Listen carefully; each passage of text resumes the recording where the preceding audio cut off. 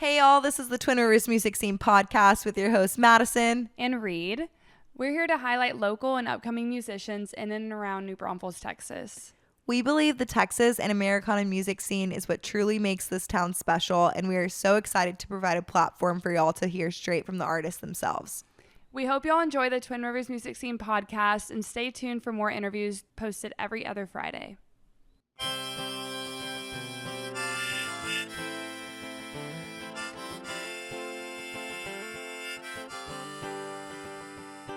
No venue too far, any song at every bar, here to cover your needs. Twin Rivers Music Scene.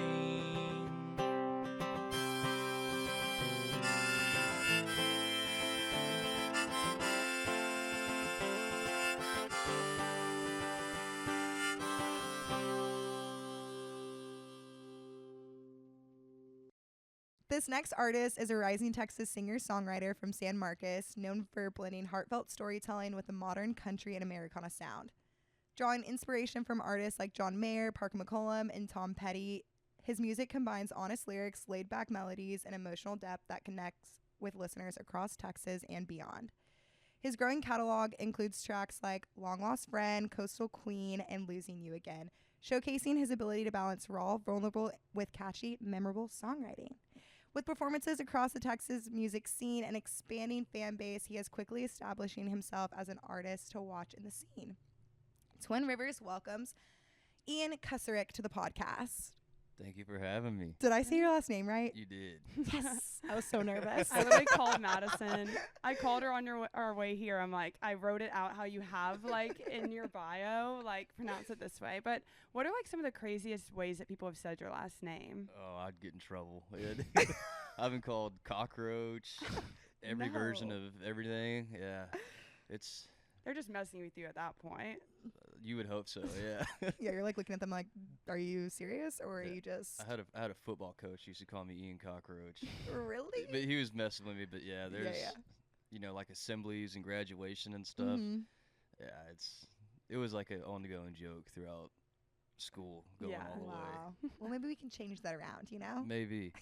Everyone tells me I should change, go to a stage name, but it took me 20 years to learn how to spell my own name, so I'm like, I'm sticking with it now. But honestly, it's so unique. Like, people will find you. So honestly, keep it. You know what I mean? True. Well, hopefully they could spell just enough of it right to kind of go in the algorithm. But like all they need to know is like KOC to start it off, and then it will just pop up, because that's what I did. I was like trying to like guess in Spotify because I was listening to your songs this morning while I was getting ready, even though it doesn't look like I was getting ready because I was at the river before this, but whatever.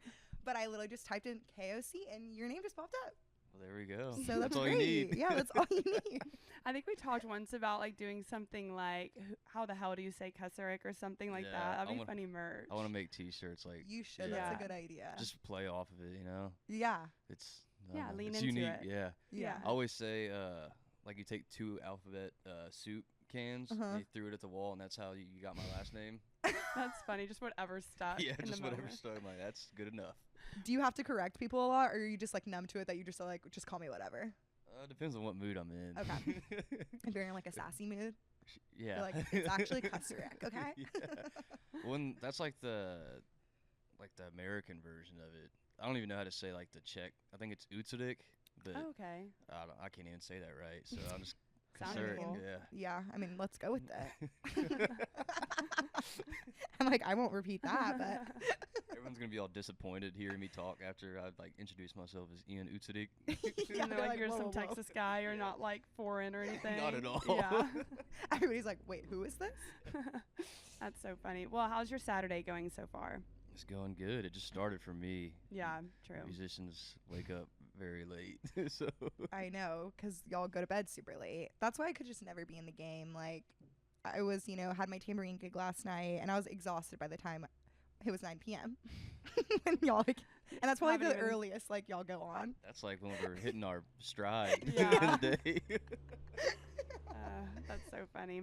Well, welcome to the podcast. We're excited to have you. Yeah, thank y'all for having me. I'm very excited. Yeah, we are too. And what drew us to you initially a couple years ago was like your kind of like you reached out to us to like invite us to a show, and then when we came, you were like so kind, so nice, so genuine, and your show is great, and we like love when people do that for us. So it's been like really great getting to know you since.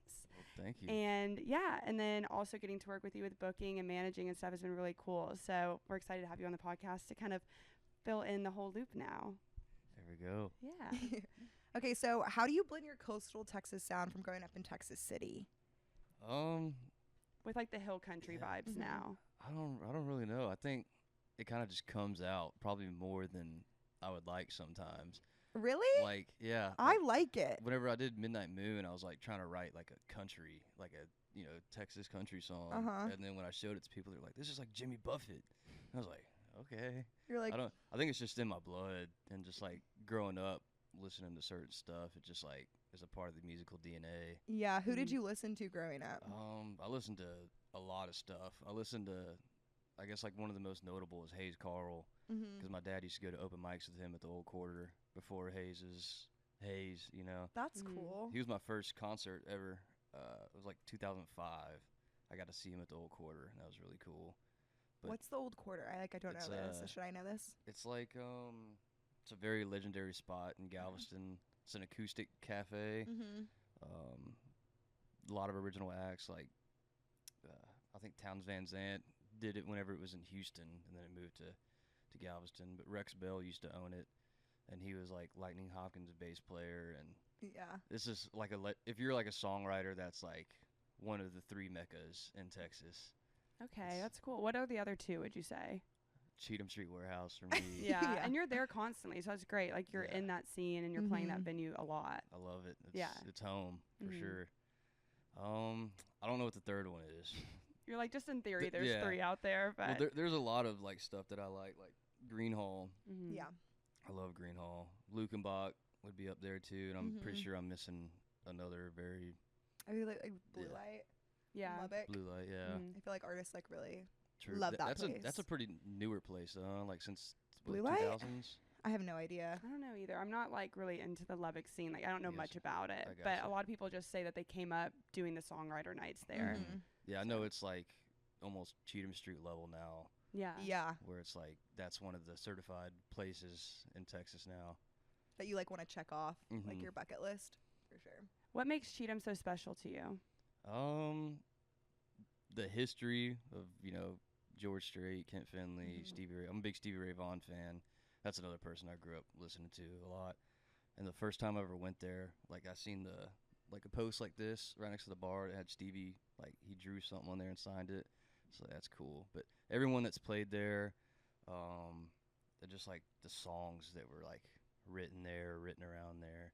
You know, like there's a I forget what song it is, but the song that Randy Rogers and Kent Finley wrote together, and it's just like the piece of paper that they wrote it on's on the wall.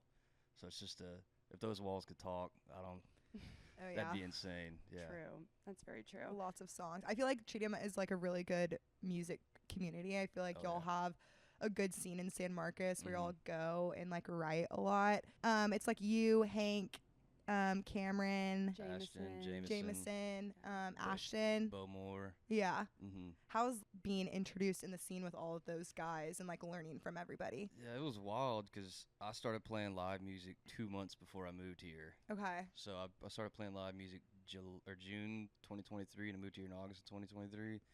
And I've basically learned everything from just being around them, and we've all learned from each other. So like Mhm. I'm a big Stevie Ray Vaughan fan and Tom Petty fan, and they're big like super big Guy Clark fans and Mhm. stuff like that. So they showed me some stuff that I'm like, oh, that's really cool, and then I showed them some stuff that they thought was cool too. So just being around each other, and there was probably like a year straight that we'd go to songwriter night every week, and just like hearing new song after new song of each other, and we're all getting inspired by each other, and yeah, that's like a magical moment. And most of the time you don't really know you're in the good days, but like we don't really get to do that a lot anymore, but we knew we were in something special because like some of the older guys that were like the older men, like Mhm. 70-year-olds, they're like, we haven't seen anything like this before, because there was like a moment where we had like 10 to 14 songwriters there every week, Wow, that's and incredible. we were all like pretty quality too. Yeah. So we're all getting inspired, and some of them moved off and done other stuff, but yeah, we're all still trying to do it.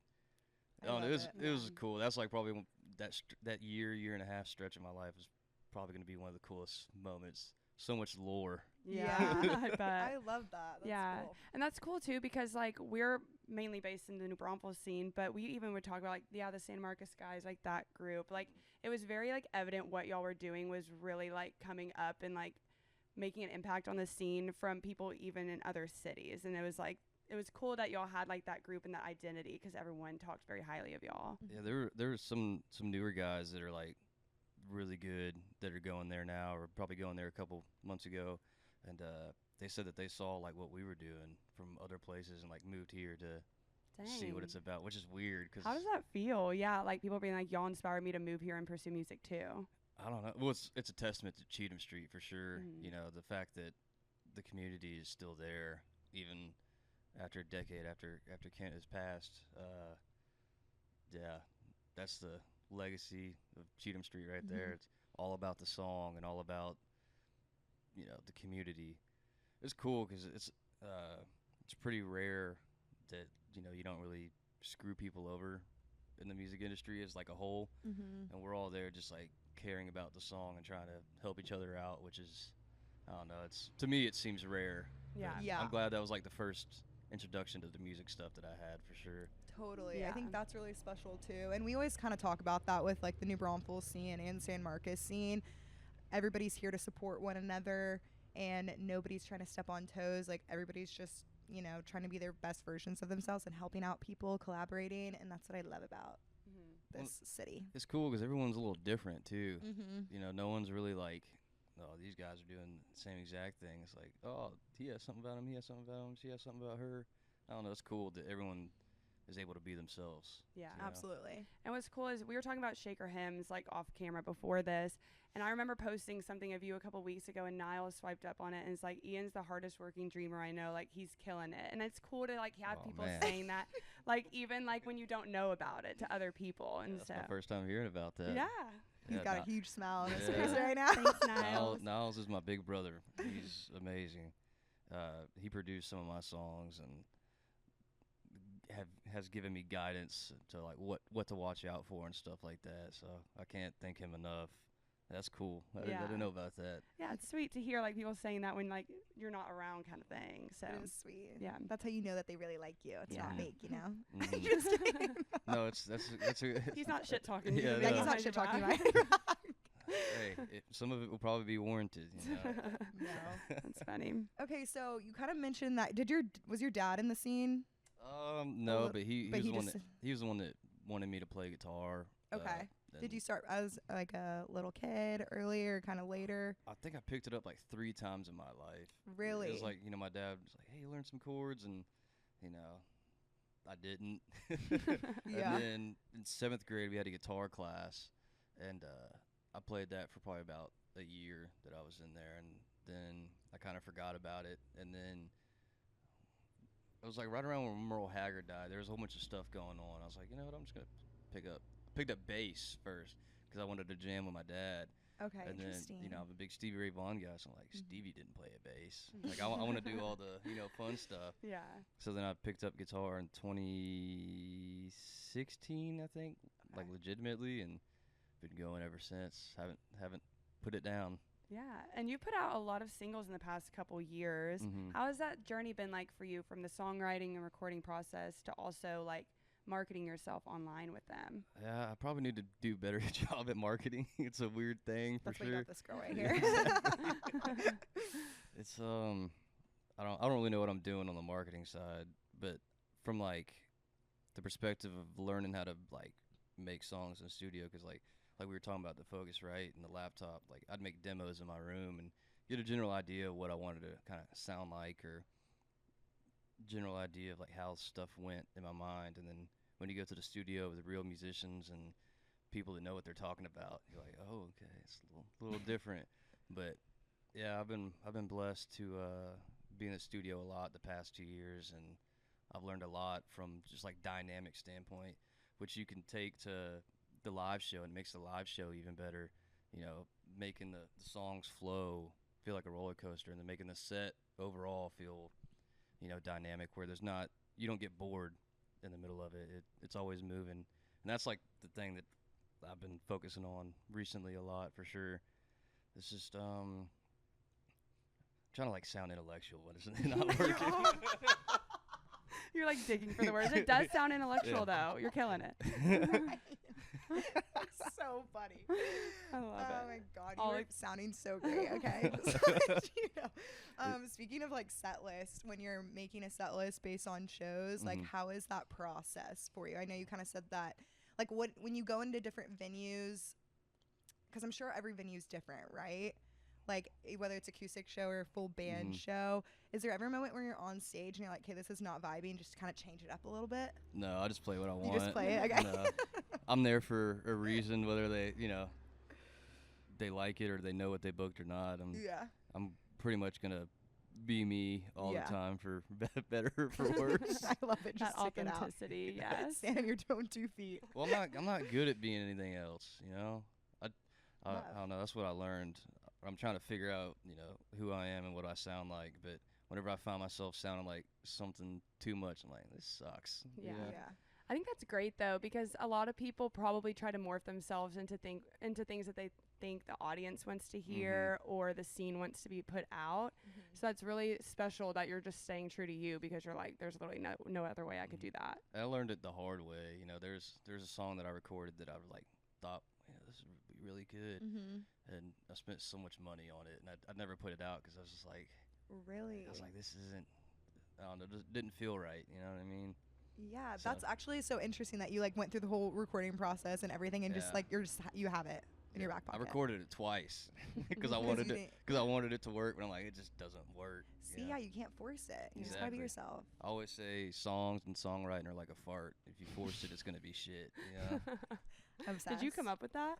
No, it was like a joke that I heard when I was like 12. I was gonna be impressed. That's actually really good. Yeah, no, I Like, it came up stuck with that. me. Yeah. Okay, so speaking of your original songs, so we have a couple questions for people that are wondering, like, which of your songs should they be playing if they're going to the river? All of them. No. Summer song. Summer Coastal song. Queen? Coastal Yeah, Queen, probably.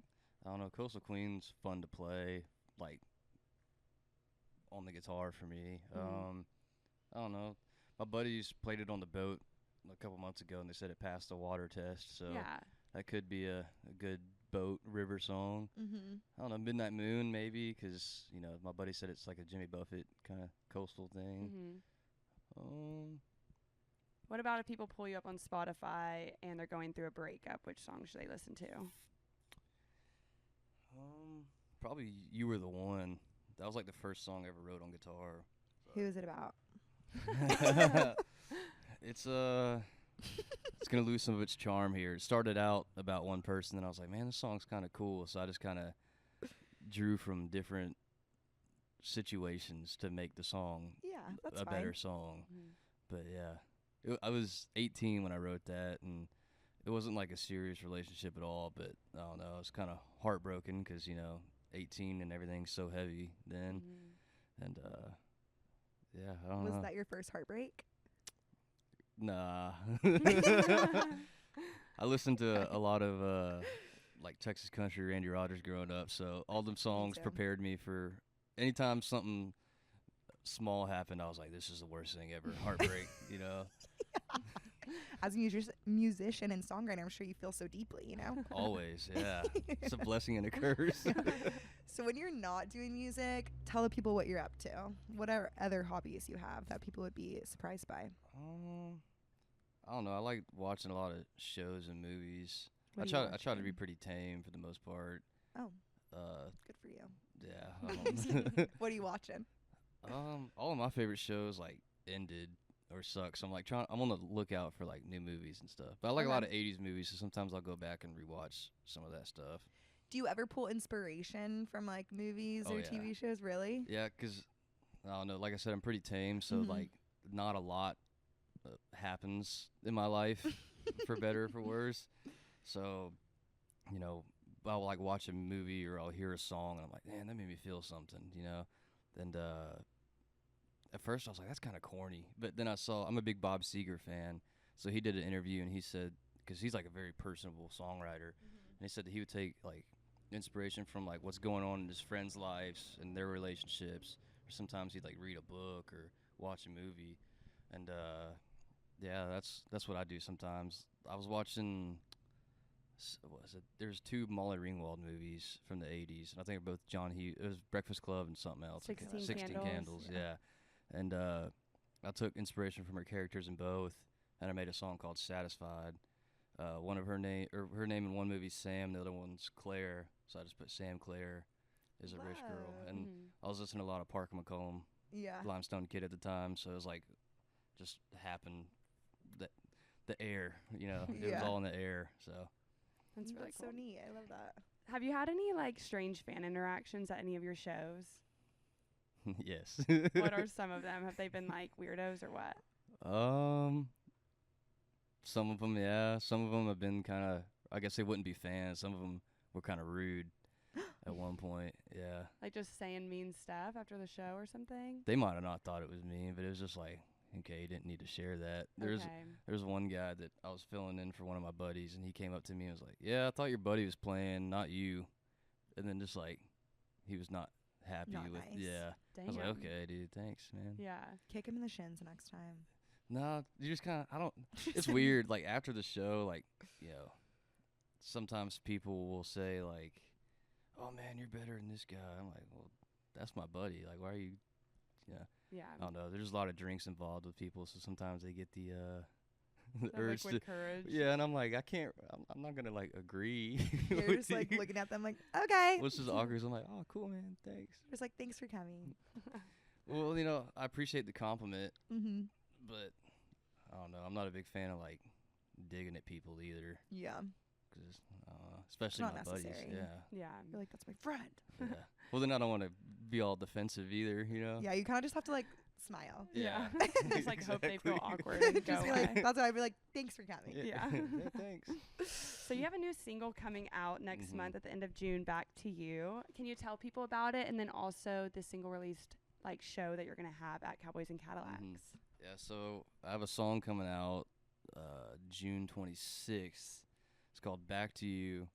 I recorded it at Melody Mountain in Stephenville with Ben Hussey, Jack Purtle, and I always mess his last name up, but it's Hunter Napier. I don't think I know him. We know Jack though. Yeah, Love that guy. Hunter plays drums for Stelly. Okay, cool. He's the man, and they have a dream. I call it the dream team. Those guys work so well together. It's insane watching It's probably them. cool to watch. I It's- love when you can just like feel the chemistry and they just like know what each other are gonna do, like reading each Exactly. other's minds. That's cool. Yeah, it's like they're speaking a different language Mhm. sometimes. But it was funny because we were in there tracking, and the way we do it, it's like the drums and the bass, like we keep those takes. But like me and Jack, we're playing along with it, and then I'm singing along with it. But we overdub those just because the bleed. You know, Mhm. don't want the drums getting in the mic whenever you're singing. But like we're going back, making sure we like everything, and then you just hear me like laughing on the vocal track, and they're like, "What are you laughing at?" I'm like, dude, it's just cool, like, cause I've been playing it by myself in my room the whole time, and then now like I hear it come to life, and it's just really cool. But yeah, those guys are insane. But we're putting that song out on June 26th, and then on the 27th, I'm playing full band at Cowboys and Cadillacs in New Braunfels, so that's gonna be an exciting time. Yeah, and that's cool. It's your full band debut, but you got to open there for Jordan Nix the other day. How was That that was- experience? That was insane. He is a killer. That's him and his band did a phenomenal job. Songwriting, singing, playing, the melody, the whole package. Yeah, They're legit. I saw him a lot in College Station when I was at A&M, and like when he was doing Jordan Nix and the Day Drinkers. And then I feel like they maybe took a break for a little bit, or he went solo. And then when they started playing again, I was like, thank God I missed his voice out here, honestly. Yeah, he's really good. Very good. What is the song about? Can you give us a little bit about that? Yeah, it's not. I hate to burst everyone's bubble. It's not really about anybody. It's okay. I was down home. It was when I was still in college, or maybe right after, and it was like around Christmas or Thanksgiving. I can't remember exactly, but I was just like messing around. And I was like southeast of Houston, Galveston Bay. It's like, okay, I want to put that in a song, just like give it a little shout out. And it's like right off the bat, and then I don't know, just like kept hearing this like saying home is where the heart is, and then kind of, I don't know, songwriting to me is it's like all up there, just waiting for you to kind of tap into it. So I try to like, once the song starts rolling, I just try to get out of the way and let it be what it wants to be. Mm-hmm. And yeah, that's all. Just kind of like let it fall. Exactly. And then Love and then that. after I think it's done, I go back and look at it to see if it makes any sense. And this one made kind of sense to me. Yeah. So I was like, all right. How long does it take you, or what's like the quickest song you've written? Probably like 20 minutes, maybe. Which one was it? It was Memory Lane. That one just spewed out of you. Yeah, I wrote it while I was mowing the lawn. Love. Yeah. You're like putting it in your notes app as you were pushing the lawnmower. Yeah, like that's why it took me 20 minutes Yeah. to mow the lawn. I always make the joke that I messed up the lawn, so I had to mow it twice. My dad loves that because then he He's shouts. like, Yeah, But you got the song out of yeah. it. Going back to you for a second, that's cool though that like you can write a song that you're like, specifically for me, it doesn't come from like something particular, Mhm. but when people listen to it, they're going to be able to apply it to their situation some way. So it's cool how Mhm. songs can kind of like translate Mhm. in that way. And going back to like the Bob Seger thing, like in the third verse, which I'm a fan of, like simple songwriting, where it's like, you know, you get to the point and you make it vague enough for people to relate to anything that they want. Like, you know, I'm a big Tom Petty fan, and Mhm. Tom Petty's great at that. You know, you could get a different message, and you could get a different message from the song, and I could get one. You know, it's sorry, but yeah, the third verse, I like took inspiration from something that was going on in like some of my buddies' lives. It was very quick verse, but I don't know. It all fits like the relative theme of Mhm. the song.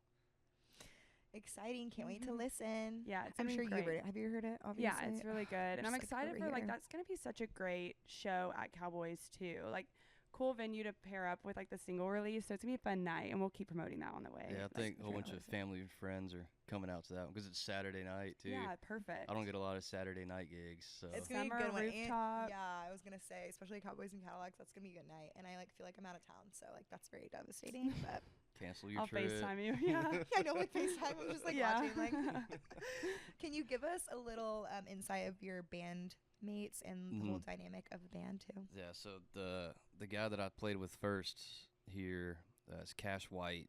He's an amazing bass player. That's a great name. It's the best name ever. I'm yeah, jealous. Like, okay. All of these guys have amazing names, and mine's just mine. You have a good name. It's all right. It's different. It's not like a basic name. So at least Yeah. it's like, even if it's hard to pronounce, it's different. It Well, it's stands funny out. because my mom and dad wanted to name me something quick and easy, Ian. You know, and people mess that up all the time too. Really? They'll add letters, like they call me Ethan or Ivan or Isaac. People or- aren't Can't win. okay. Yeah, or Ian.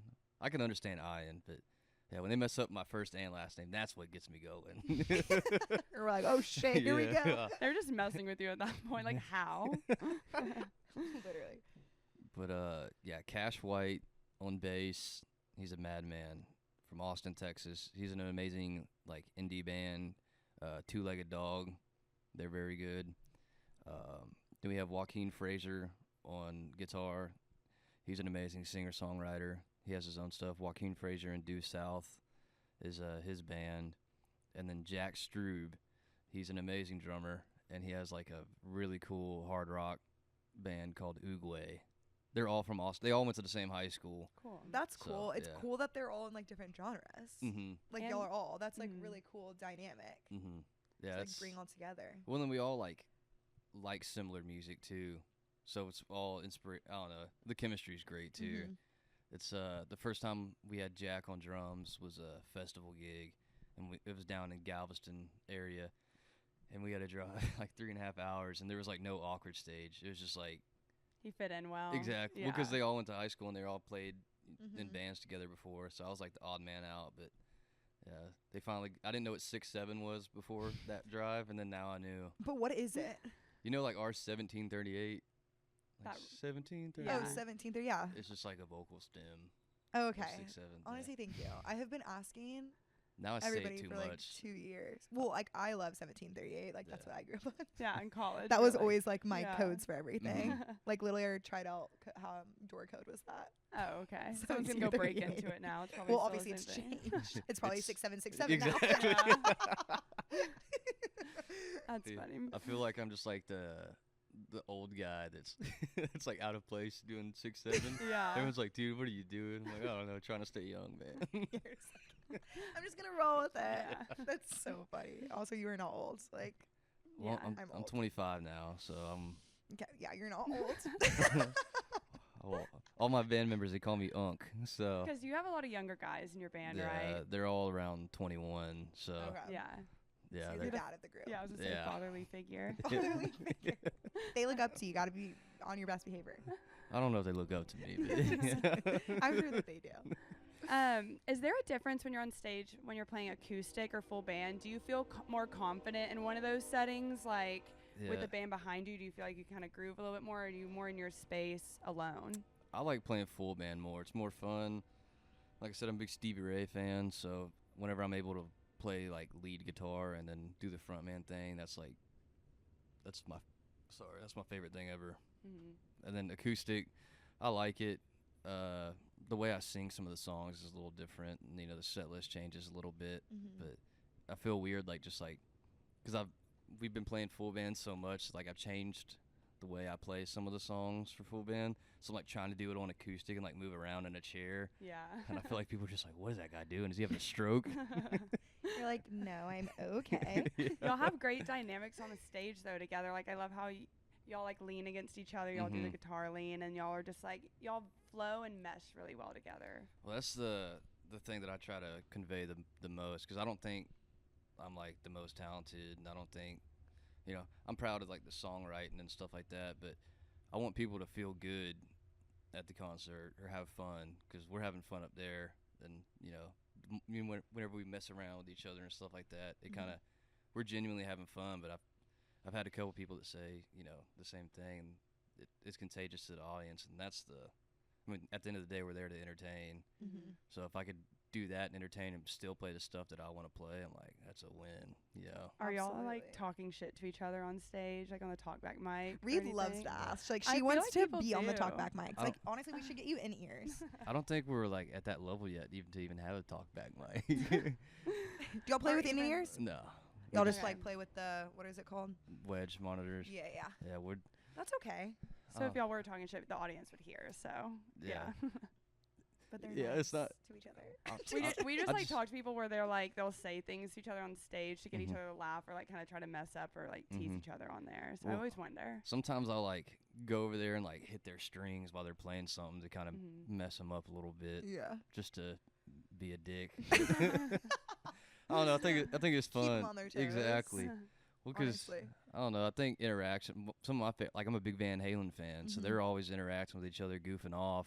And I don't really know if I have a song that's quite that energy yet to go jumping around and stuff. But I try to get as close as I can, like moving around the stage and messing around. I think we're getting more comfortable now in the set where we're gonna probably have more antics on stage for sure. I love that. It's my favorite part, especially like y'all should come up with like a routine. Like I love when bands like do the whole like Yeah. little things in their songs or whatever and they're all lined up. I think it's so funny. Yeah, we and did it really gets me going. Do you like ZZ Top? Have you Yeah. ever seen them play live?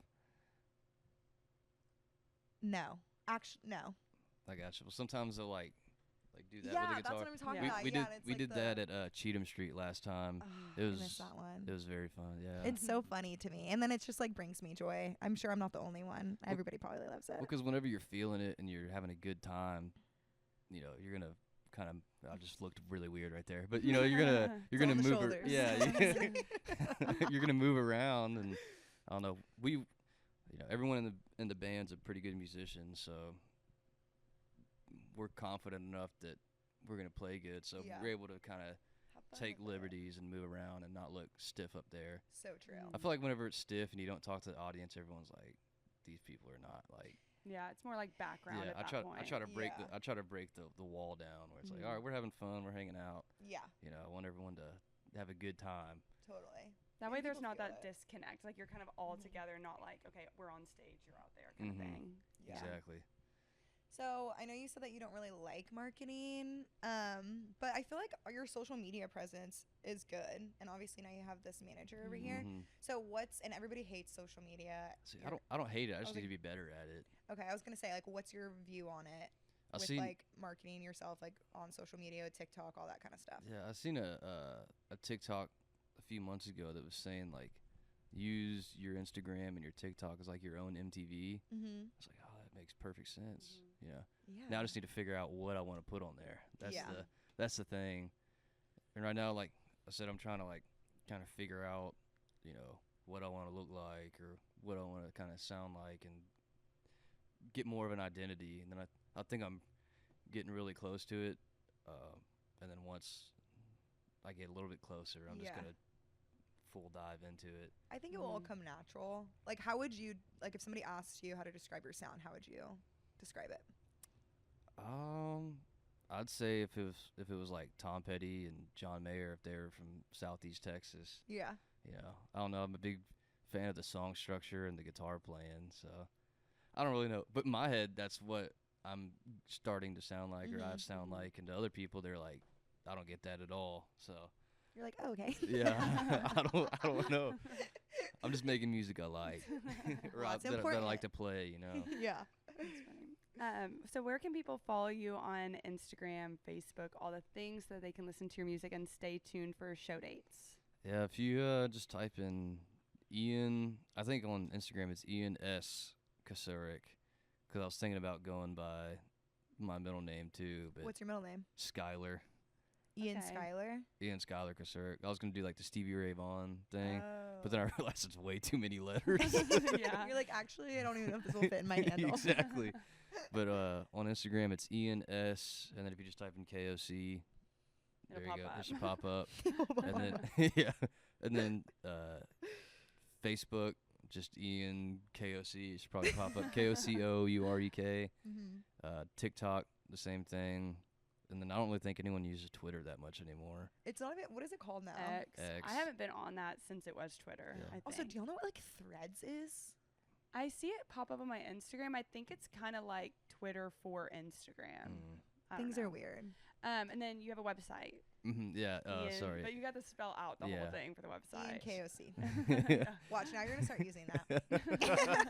It's gonna be a thing. Rolls off the tongue. Yeah. Just type in Ian KOC. Yeah. No, it's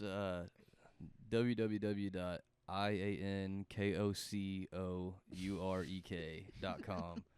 It'll have all the tour dates and the singles, the music, and the merch, and all the socials on the Mhm. website.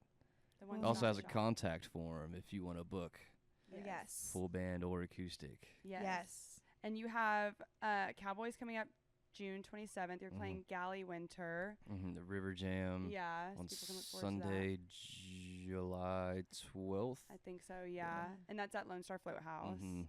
So those are some exciting stuff you have coming up. Very And exciting. then- Summer. Yeah, love that. Well, thank you, Ian, for coming on the podcast. Thank it y'all was for great having to me. have you. Always a pleasure, getting to see your face. Anything you want to add? Any advice to the people out there? Just have a good time all the time and spread love. Wow, that's so Love that. sweet. Spread Yeah. love, everybody. You heard it Yeah. here first. And Back to You is coming out June 26th, so be sure to stream Yeah, and that. then Cowboys and Cadillacs June 27th. Be There there, you be go. square. I Back guess to all back of them have to be days. square. What? Back-to-back days. Back to Mhm. back. And I'm moving to New Braunfels that weekend. Perfect. What When? a great week. Oh, wait, where? I forget you live in San Marcos So still. I do live in San Marcos. Like I still. literally said that in my bio. Okay, we're gonna cut that out. I'm just kidding. All right. Well, thank you again for joining our podcast. Again, this has been the Twin Rivers Music Scene podcast with your hosts Madison and Reed and Ian KOC. Just saying. Love it. Ian Kocourek. All right. Thank you.